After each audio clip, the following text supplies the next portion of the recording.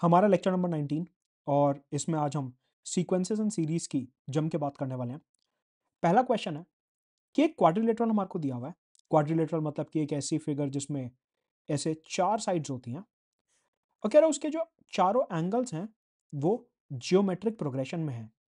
Geometric progression आपको पता है कैसा होता है, जिसमें एक रेशियो सेम होता है, जैसे कि 1 2 4 8 16। ये जियोमेट्रिक प्रोग्रेशन हो गया, या फिर 1 3 9 27। ये एक जियोमेट्रिक प्रोग्रेशन हो गया कि जिसमें आप बाद वाले नंबर को पहले वाले से डिवाइड करोगे तो आपका रेशियो हमेशा सेम आएगा कि 3/1 3 होता है, 9/3 3 होता है, 27/9 3 होता है। तो यहाँ पे आपका जीपी इस तरीके से बनता है, ये रिवाइज हो गया होगा आपका, राइट। तो चार एंगल्स जो हैं क्वाड्रिलेटरल के, let us name them A, B, C and D। ये चार एंगल जियोमेट्रिक प्रोग्रेशन में है with a common ratio of R। इनके बीच में कॉमन रेशियो दिया हुआ है। कोई भी दो एंगल्स जो हैं वो अक्यूट हैं। एक्यूट एंगल का मतलब होता है less than 90 degree and any two angles are obtuse. Obtuse का मतलब होता है ऐसा कोई भी एंगल जिसकी वैल्यू जो है वो 90 डिग्री से ज्यादा है। सिमिलरली कई बार आपको एक टर्मिनोलॉजी मिलेगी जिसको कहते हैं राइट एंगल। राइट एंगल का मतलब होता है 90 डिग्रीज। तो अब ये जो चार एंगल दिए हुए हैं इनमें से दो एक्यूट हैं और दो ऑब्ट्यूस हैं और चारों के चारों जियोमेट्रिक प्रोग्रेशन में हैं। तो वो कह रहा है find the measurement of the smallest angle of the quadrilateral.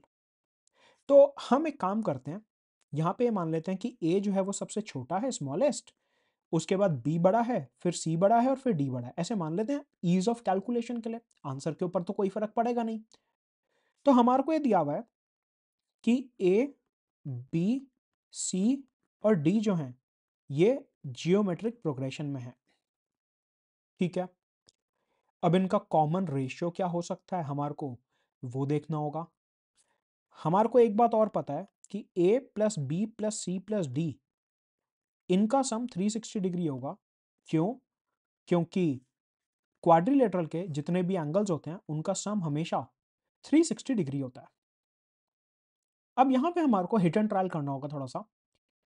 एक काम करते हैं, सबसे पहले ये मानते हैं कि इनके बीच का जो कॉमन रेशियो है वो 2 है। केस 1 ले लेते हैं कि लेट अस से r की वैल्यू जो है वो 2 है, जो कॉमन रेशियो है वो 2 है। तो हमारे पास क्या आ गया, लेट अस से a की वैल्यू x है, रैंडमली सपोज कर लेते हैं, तो b की वैल्यू 2x हो गई। देखिए a की वैल्यू अगर x है तो b की वैल्यू ऑब्वियसली 2x होगी, क्योंकि हमने कॉमन रेशियो जो है वो r इज इक्वल टू 2 माना है। मतलब कि ये वाला जो एंगल होगा वो इसका 2 गुना होगा।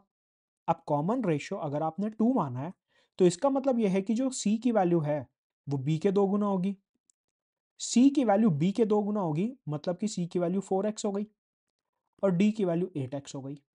क्योंकि हमारे को इनका common ratio r is equal to 2 maintain करना है कि जब भी आप बड़े वाले एंगल को छोटे वाले एंगल से डिवाइड कर रहे हो तो वैल्यू हमेशा 2 आनी चाहिए, ठीक है।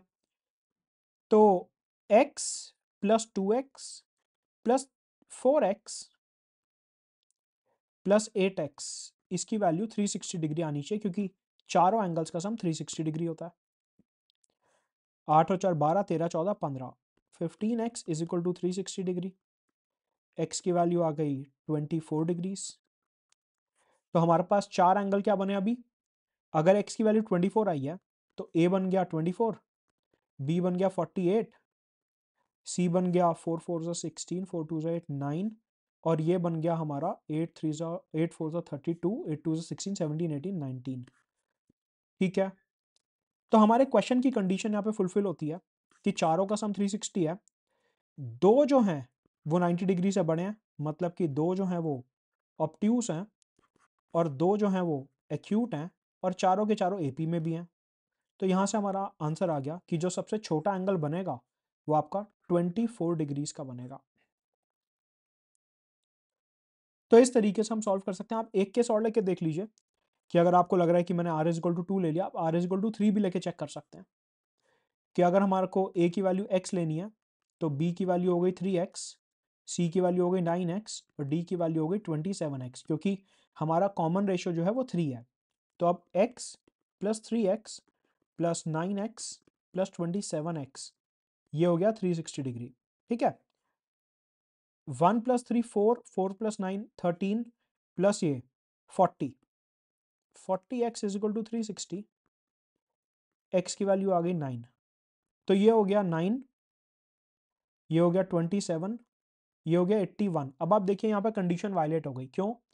हमारे पास अगर हम common ratio r is equal to 3 लेते हैं तो हमारे पास 3 एंगल्स जो हैं वो एक्यूट आ गए, लेकिन क्वेश्चन में हमारे को बोला है कि हमारे को सिर्फ 2 एंगल्स एक्यूट चाहिए। क्लियरली दिया हुआ है कि सिर्फ 2 एंगल्स एक्यूट होने चाहिए, 2 ऑब्ट्यूस होने चाहिए। यहाँ पे 3 एंगल्स की वैल्यू हमारी लेस देन 90 आ रही है।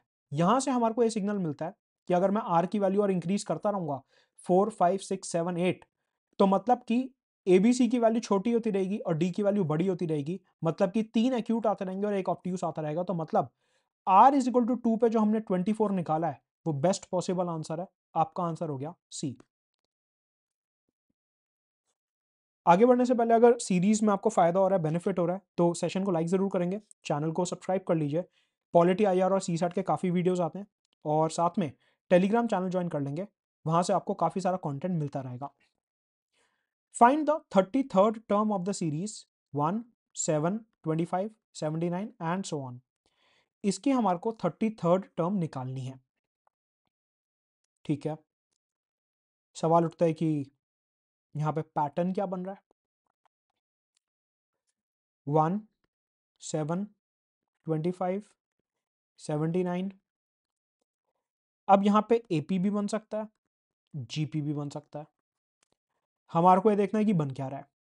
ठीक है, इनके बीच का कॉमन डिफरेंस है 6, इनके बीच का डिफरेंस है 18, इनके बीच का डिफरेंस है 54 एंड सो ऑन। तो मतलब AP तो नहीं बन रहा, अरिथमेटिक प्रोग्रेशन तो नहीं बन रहा। आपको पता है कि जब भी कोई नंबर AP में होता है, अरिथमेटिक प्रोग्रेशन में होता है, उनके बीच का डिफरेंस जो होता है वो सेम होता है। जैसे कि 10 15 20 25 30, ये नंबर्स जो हैं ये AP में है कि इनके बीच का जो डिफरेंस है वो सेम है, दैट इज 5 5 5 5, इनके बीच का डिफरेंस जो है वो सेम है। ऐसा हमारे को यहाँ पे सेम डिफरेंस तो दिख नहीं रहा, इधर हमारे को कोई कॉमन डिफरेंस, सेम डिफरेंस तो दिख नहीं रहा। इसका मतलब है कि AP में तो नहीं है, लेकिन मेरे को ये दिखता है कि इनका ये जो डिफरेंस है 6 18 54, यहाँ पे हमारे को एक GP बनता हुआ दिखता है, जियोमेट्रिक प्रोग्रेशन। कैसे? 6 इंटू 3 18, 18 इंटू 3 54। तो नीचे की तरफ यहाँ पे हमारे को एक GP बनता हुआ दिखता है जिसका कॉमन रेशियो 3 है और जिसकी पहली टर्म 6 है। इस तरीके से एक GP बनता हुआ दिखता है डिफरेंसेस का। मतलब कि अगला जो इसके बाद डिफरेंस होगा वो 166 होगा, क्योंकि 54 इंटू 3 166 होता है, और सॉरी 162।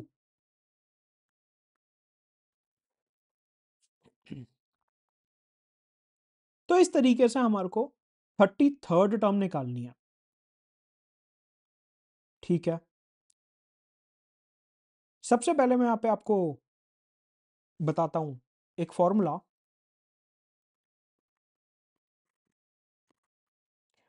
कि sum of n terms of GP क्या होता है। सम ऑफ GP होता है A r की power n minus 1 upon r minus 1 if r is greater than 1, या फिर A 1 माइनस r की power n upon 1 minus r if r is less than 1, जहाँ पे A जो है वो फर्स्ट टर्म ऑफ GP होता है, r कॉमन रेशियो होता है, और n जो होता है वो number of terms in a GP होता है। अगर कॉमन रेशियो ग्रेटर देन 1 है तो ऊपर वाला फॉर्मूला लगता है, मतलब कि अगर इंक्रीजिंग GP है, बेसिकली अगर आपका r ग्रेटर देन 1 होता है तो उसे हम इंक्रीजिंग GP बोलते हैं, और अगर आपका r लेस देन 1 है, मतलब कि डिक्रीजिंग GP है, तो वहां पे फॉर्मूला लगता है A 1 माइनस r की power n upon 1 minus r। ठीक है, मेरे को क्लियरली दिखता है कि जो हमारे को सीरीज दी हुई है इसके डिफरेंसेस का अगर हम GP देखते हैं तो हमारे को दिखता है r की वैल्यू 3 है, A की वैल्यू 6 है। क्योंकि यहाँ पे r जो है वो ग्रेटर देन 1 है तो इसे हम इंक्रीजिंग GP बोलेंगे, क्योंकि r common ratio greater than 1 है। ठीक है। तो सर क्वेश्चन ये उठ रहा है कि हम ये जो नीचे जीपी दिया हुआ है इसके माध्यम से 33rd टर्म निकालेंगे कैसे? समझिए, यहां पर आपको बेसिकली ये करना है, यहां पे हो क्या रहा था कि 1 के बाद 6 को ऐड करा, 18 को ऐड करा, 54 को ऐड करा एंड सो ऑन।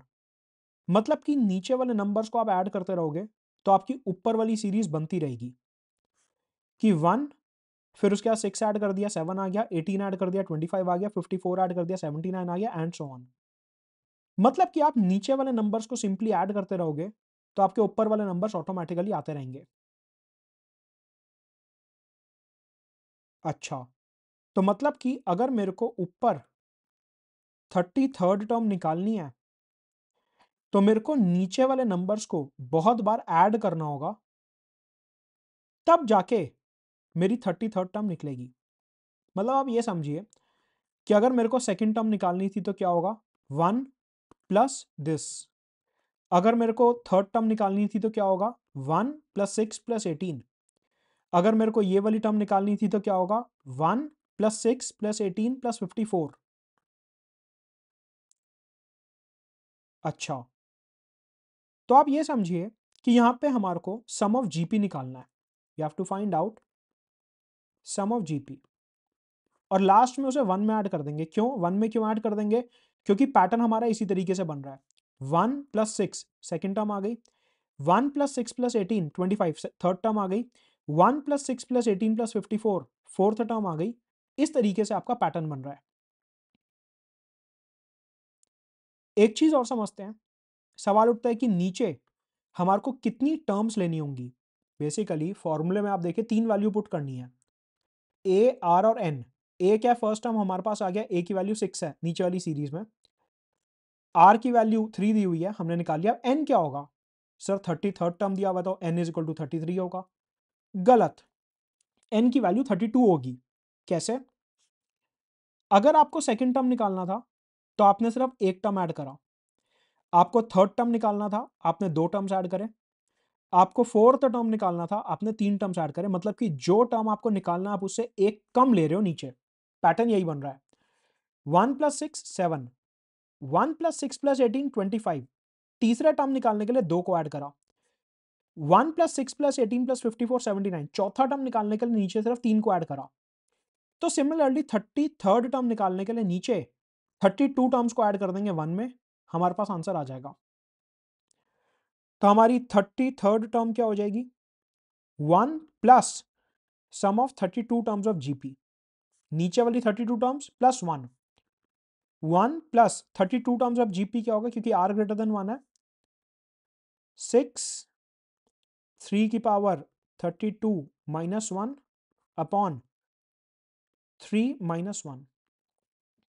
यही होगा कि ए की वैल्यू देखिए 6 हो गई, आर की वैल्यू 3 हो गई, एन की वैल्यू 32 हमने ले ली, minus 1 upon R minus 1, 3 minus 1, that is 1 plus, अभी ये 3 माइनस 1 कितना हो गया 2, 2 को 6 से कैंसिल करा 3, 1 प्लस 3, 3 की पावर 32 माइनस 1, ब्रैकेट ओपन कर देते हैं, 1 प्लस 3 इंटू 3 की पावर 32 क्या हो जाएगा, 3 की पावर 33 माइनस 3।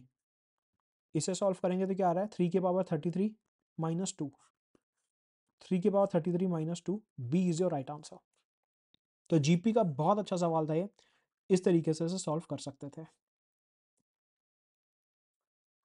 अगला क्वेश्चन है, हमारे को एक सीरीज दी हुई है 1 की पावर के प्लस 2 की पावर के प्लस 3 की पावर के and so on plus n की पावर के।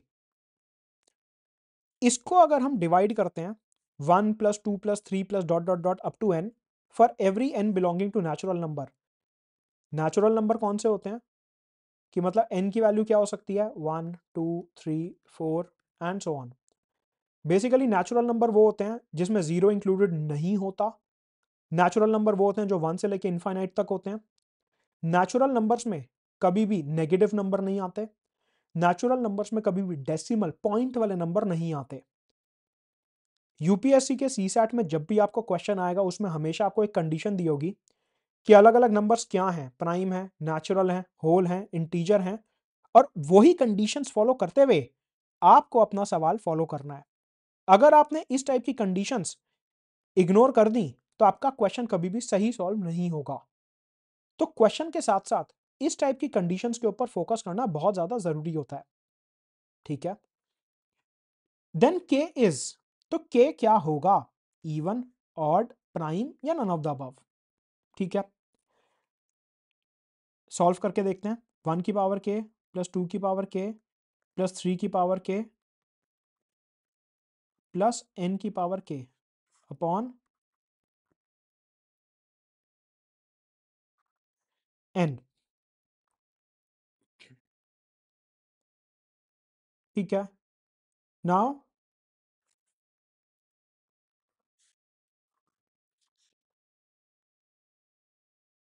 के की अलग अलग वैल्यूज हमारे को यहाँ पे ट्राई करनी होंगी along with n natural number. Let us से हम n की वैल्यू 4 ले लेते हैं। लेट अस से n की वैल्यू 4 ले ली कि 4 तक ट्राई करते हैं, और सबसे पहले k की वैल्यू 1 से शुरू कर लेते हैं। हिट एंड ट्रायल लगेगा यहाँ पे, इसका और कोई मेथड नहीं है, यहाँ पे हिट एंड ट्रायल ही लगेगा।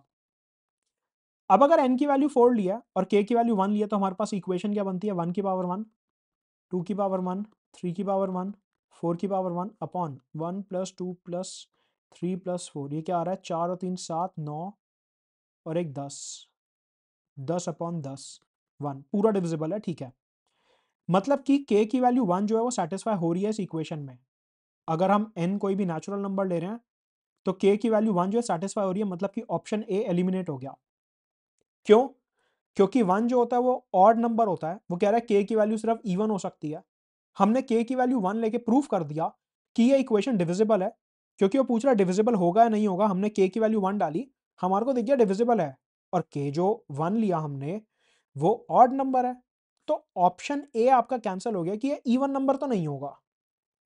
ठीक है, अब क्योंकि हम ऑड नंबर का टेस्ट कर रहे हैं तो एक बारी k की वैल्यू 3 लेके देख लेते हैं।